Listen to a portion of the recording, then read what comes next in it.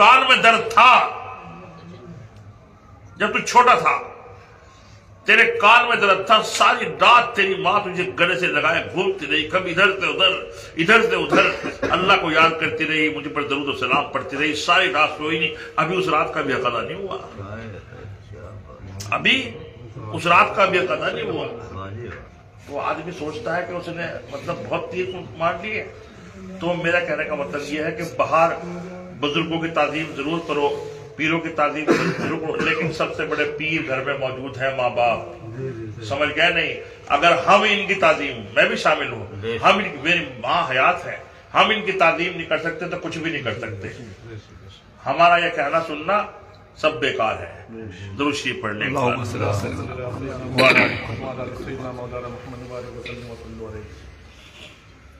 اللہ